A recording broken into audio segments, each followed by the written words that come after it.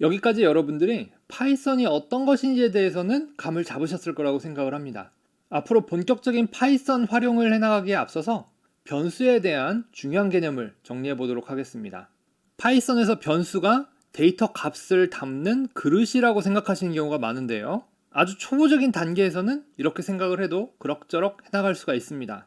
하지만 뒤로 갈수록 개념이 꼬이기 때문에 이번 기회에 정리를 하고 진행을 하도록 하겠습니다. 영어권 자료에서는 변수는 이름이라고 언급하는 자료가 많습니다. 이것도 완전한 설명은 아닙니다. 예를 들면 변수 이름만 이름이 아니라 함수 이름도 이름이죠. 여기에 대해서는 뒤에서 함수 공부할 때 다루도록 하겠습니다. 변수가 이름이다 라는 얘기는 변수가 데이터 그 자체가 아니라 이름일 뿐이다 라는 점에서는 훨씬 도움이 되는 설명입니다. 저도 강의 초반에 변수는 이름표다 또는 보관증이다 정도로 설명을 드렸었는데요.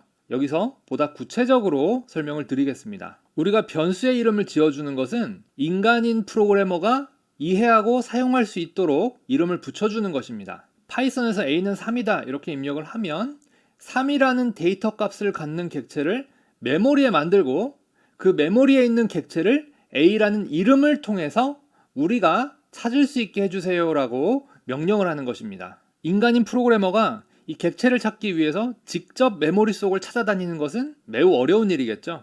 그렇기 때문에 프로그래머의 편의를 위해서 이름을 붙여주는 것입니다. 이때 변수가 객체 자체를 의미하는 것이라기보다는 간접적으로 메모리 어디에 있는지 가리키고만 있다라는 의미에서 레퍼런스라고 부릅니다. 보다 구체적으로는 이 레퍼런스는 메모리 어디에 그 객체가 있는지를 알려주는 주소입니다.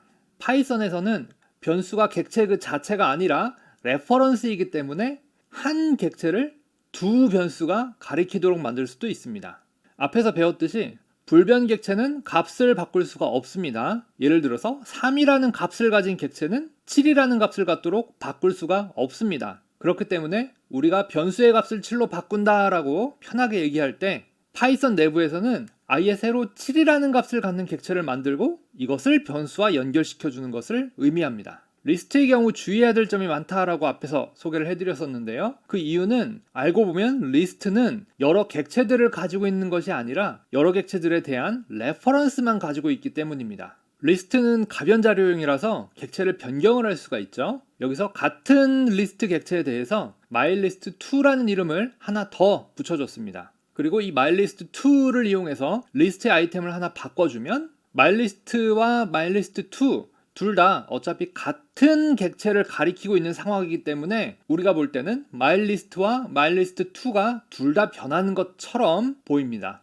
참고로 이때 아무도 가리키고 있지 않은 객체는 파이썬 입장에서 볼 때는 얘는 앞으로 사용될 일이 없겠구나 이렇게 판단이 되기 때문에 알아서 메모리에서 삭제를 해버립니다.